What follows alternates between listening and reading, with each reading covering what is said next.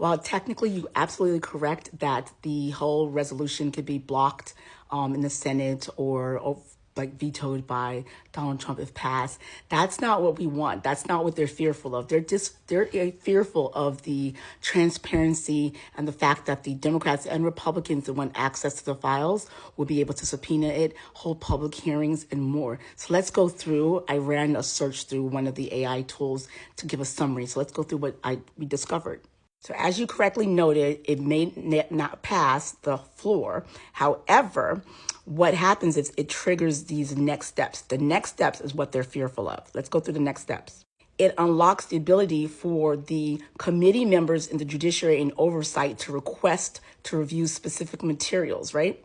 They can also hold public hearings. Remember, I don't know if you know this, but the bipartisan group of members of the House that want these documents released have already said they're going to have public statements and hearings, to show and what they're doing, right? And so all of that theater, is great to put the Republicans in the House who are blocking and protecting these pedos to answer to that. The DOJ is supposed to start collecting the requested documents at this point, but we all know that they're going to be like stonewalling that because there's Pam Bondi's DOJ. So what are the next steps after that? So immediately after you get the oversight committee members requesting these documents and holding these hearings, that is a key. And then after that, then they start releasing not the names, not the specific names, but the summaries of the inventories that were released to Congress, just to show transparency. You're also going to include, they're going to put in the context, the court filings that are already public, prior FBI and DOJ documents. Remember, some of these documents have already been released.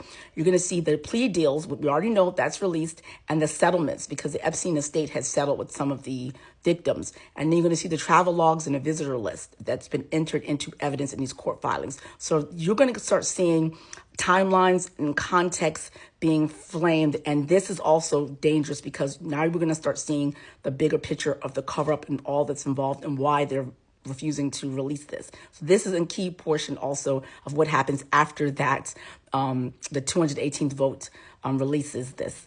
Okay, following that, the weeks to months, it's going to take a little while, the DOJ is going to be reviewing the documents, talking about victim privacy, which I don't even know if they care about the victims, ongoing investigations, the grand jury secrecy laws, and classified information. So essentially, this is how Pam Bondi's Department of Justice is going to try to hide a lot of the documents, right? And some of them going to be redacted and temporarily withheld. A lot of it's going to be redacted. It's going to be a bunch of blacked out pages. Nonetheless, what also happens is, see this portion here? Congress can actually ask the DOJ to release the non-sensitive data that's already available or already public available data. Now, here's the thing.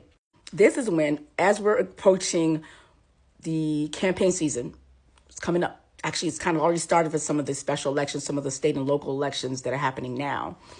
The Democrats and people who want these released, because again, Marjorie Taylor Greene, Nancy Mace are some of the Republicans that also with the Democrats getting this stuff released.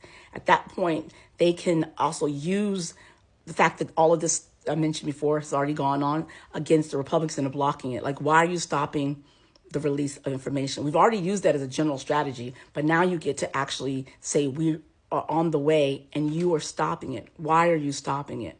Why are you reluctant? You specifically, who's running for re-election, whose party had campaigned about the release of the Epstein files, whose Department of Justice Attorney General said within weeks of her being sworn in and starting her job, said she had the files on her desk. And afterwards, the FBI saying there's nothing to see there. No one believes that Donald Trump has hemorrhaged and disillusioned some of his fan base who wanted those files, especially a lot of the young people and a lot of the religious people.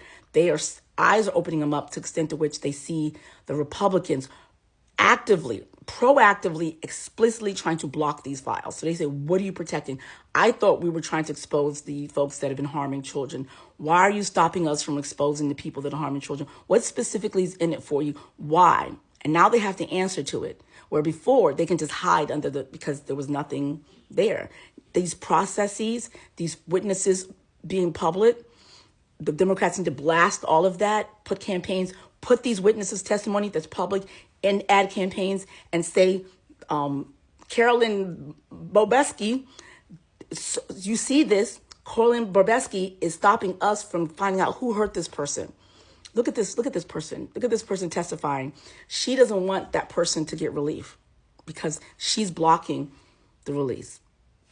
That's effective. And it goes great into my Operation Two-Thirds campaign to try to unseat 20 U.S. senators and 67 House of Representative members, or at least threaten it.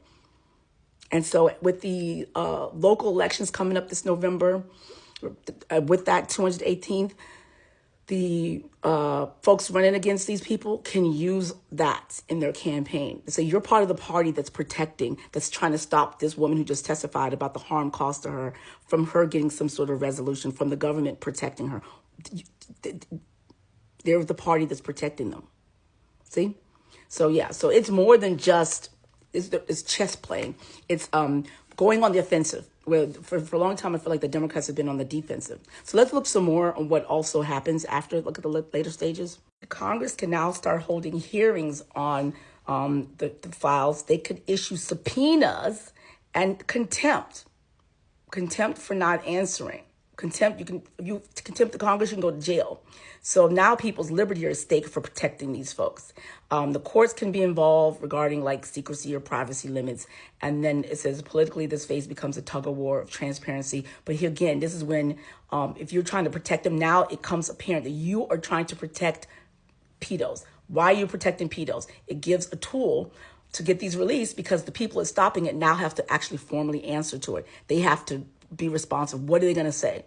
It's the pressure campaign. So bottom line, according to the chat summary, the 215 vote starts the process of the release, but it's not instant. You're talking about the immediate hearings, partial document indexing, which is important.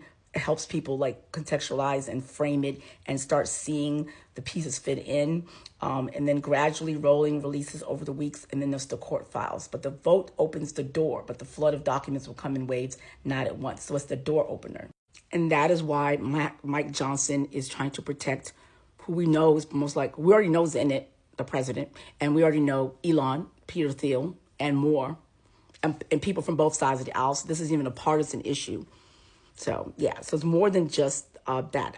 I recognize what you're saying here, but it's the door opener. So if anyone know anything different, like this, this is not my specialty. I just, like again, I said again, I just did a chat review of this just to see, and that's why they're scared.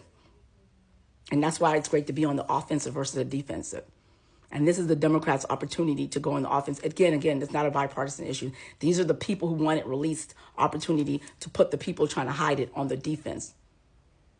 And it flips it, because up until now, the Republicans have been on the defense. And that's the thing about being the power and control, because when you're in the power and control now, the folks who are not in control, we now can just look at you and say, it's on you. If you're stopping it, why aren't you stopping it? What are you doing? So now we can start the pressure campaign. Let's talk below.